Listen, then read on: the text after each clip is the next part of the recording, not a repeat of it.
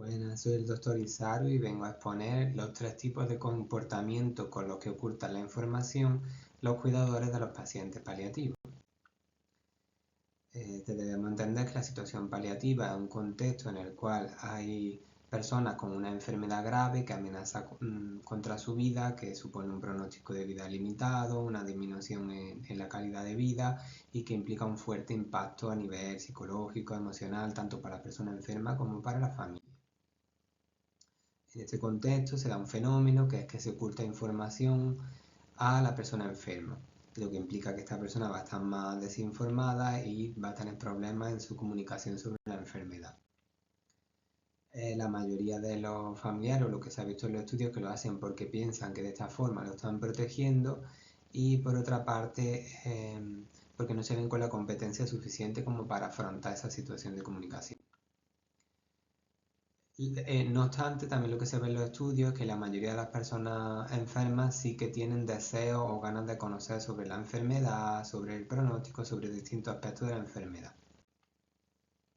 Y además las consecuencias de la desinformación en distintos estudios se han visto que no son positivas, sino que se relaciona con la ansiedad, nerviosismo, depresión, tristeza, morir en peores condiciones, empeoramiento de la calidad de vida, baja autonomía, dificultad en el cuidado, insatisfacción. Y para evaluar este tipo de comportamientos que realizan los familiares cuidadores hacia la persona enferma, se han utilizado en los estudios diversas fuentes. Normalmente se hace mediante entrevistas, aunque a veces se pregunta directamente a los médicos o se pregunta a los pacientes o a la persona enferma. Los criterios han sido muy dispares. Entonces el objetivo de mi estudio era crear un instrumento que fuera fiable y válido, con el que se pudieran ver qué comportamientos de ocultación eran los que realizaban, poder cuantificar esos comportamientos. Entonces el estudio simplemente consistió en la creación y validación de una escala, que en este caso recibe el nombre de ECOI. Los participantes, por tanto, han sido 150 personas cuidadoras, tenían que tener como mínimo 18 años, ser españolas y que fueran cuidadoras de una persona que estuviera en situación de cuidados paliativos. Para la creación de la escala, pues se hizo una revisión de todos los artículos que hablaban de distintos comportamientos de ocultación, lo cual se seleccionaron finalmente 25 que incluían este tipo de comportamientos. Esos comportamientos se clasificaron en relación al artículo y a raíz de eso pudimos establecer que al menos había 3 tipos de comportamientos de ocultación de la información. Los que tenían más que ver con la comunicación directa con ese familiar, los que tenían que ver más con que la información no llegara desde fuera, desde otros, y otros ya que tenían directamente que ver con tergiversar la información, mentir sobre la información. Para el estudio, pues el procedimiento consistió en invitarlo, explicarle en general el estudio, citarlo, firmar el consentimiento informado y se realizó en el domicilio de las personas cuidadoras de manera individual y privada y en formato entrevista. Como variables criterios para comprobar validez se han utilizado la escala de conspiración de silencio de Ruiz Benítez, que es una escala que mide la opinión del familiar con respecto a ocultar la información. Un cuestionario ad hoc que se diseñó para este estudio, que es la satisfacción que tenía la persona enferma con la información que había ido recibiendo hasta el momento, si estaba satisfecha o si pensaba que necesitaba más información. Y a criterio profesional, cómo pensaban los profesionales de informada que estaba la persona enferma, que tenían que clasificarlo de 0 a 5 de más o menos informada. Para el análisis estadístico se ha realizado un análisis paralelo de máxima verosimilitud robusta, análisis factorial exploratorio con rotación de Oblimi, fiabilidad se ha calculado tanto de alfa de Cronbach como omega y correlaciones de Pearson entre COI y las 3 escalas que comentaba en la diapositiva anterior. Los resultados lo que han arrojado es que el instrumento tiene 3 factores que se relacionan entre ellos pero están bien diferenciados, tiene un ajuste aceptable, y hay una distribución normalizada de todos sus ítems, en concreto 15 ítems, que son los que se han quedado finalmente en el instrumento. Y aquí en la diapositiva podemos ver otras variables interesantes.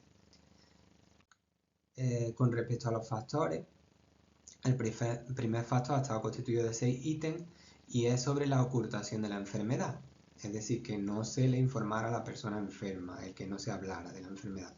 El segundo factor es el falseamiento de la información, es decir, que se cambiara la información con comportamientos tipo te va a poner mejor, va a mejorar, a pesar de que la familia sabía que no era cierto. 5 ítems son los que corresponden a estos comportamientos. Y finalmente 4 ítems que son comportamientos de control de la información. Evitar que un médico o una persona ajena pudiera darle una información, por ejemplo. La fiabilidad, como vemos en esta diapositiva, tanto los dos tipos de fiabilidades, pues tenemos unas puntuaciones bastante elevadas, tanto de la escala general como cada uno de los factores. Y con respecto a la variable de criterio, pues tal como esperábamos, todas las variables criterio que se establecieron correlacionaban positivamente y en el sentido que esperábamos con la ocultación de información. De manera que si los familiares eran de la opinión de que debían ocultar porque de esa forma protegían al paciente y demás, pues como es normal, en promedio ejercían más comportamientos de ocultación de información. Si el profesional determinaba que estaba poco informado, pues esto también ha correlacionado con la escala que efectivamente mide esos comportamientos de ocultación y también ha correlacionado con la satisfacción de la información en sentido inverso, claro, de forma que mientras más insatisfecho estaba la persona enferma con la información que había ido recibiendo, pues en general también había recibido más, en promedio, más comportamientos de ocultación de información. A modo de discusión,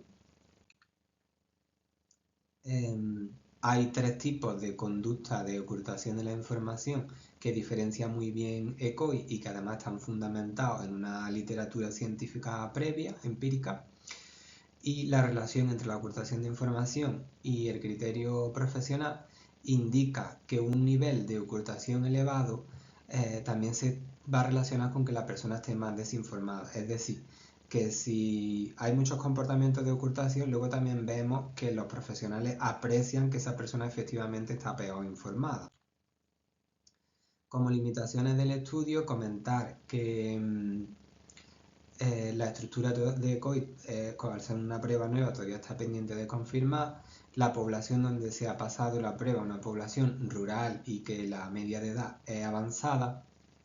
La N no es tan elevada como otros estudios de pruebas psicométricas y además la mayoría de las personas estaban cuidadoras eran de personas con una enfermedad oncológica. Las personas con enfermedad oncológica eran minoría dentro de la muestra. La mayoría de personas cuidadoras además eran mujeres. Como fortaleza destaca que el ECOI es una prueba muy breve, son 15 ítems, es sencillo y es una prueba muy necesaria porque no teníamos un instrumento estandarizado para medir este tipo de comportamiento. Además, arroja muy buena fiabilidad y validez. Con respecto a fortalezas, pues también que innova en el hecho de que es una prueba estandarizada que hasta ahora no se está utilizando en este tipo de estudios. La dificultad que supone investigar dentro de cuidados paliativos, que hay incluso estudios que hablan sobre la dificultad que tenemos para poder investigar en este amplio, dado ámbito, dado lo delicada que es nuestra población, y que realmente el estudio refleja la realidad. Es verdad que la muestra oncológica es baja y que la muestra en general no es muy alta, pero es que la muestra dentro de cuidados paliativos no es muy alta, en las unidades que tenemos de cuidados paliativos, por suerte. Y la mayoría son casos oncológicos. Y también como fortaleza, pues que además de que esta prueba es interesante en nuestro ámbito, distingue muy bien entre esos 3 tipos de comportamientos que mencionábamos, lo cual puede aportar matices en la investigación y a nivel clínico. Muchísimas gracias por vuestra atención.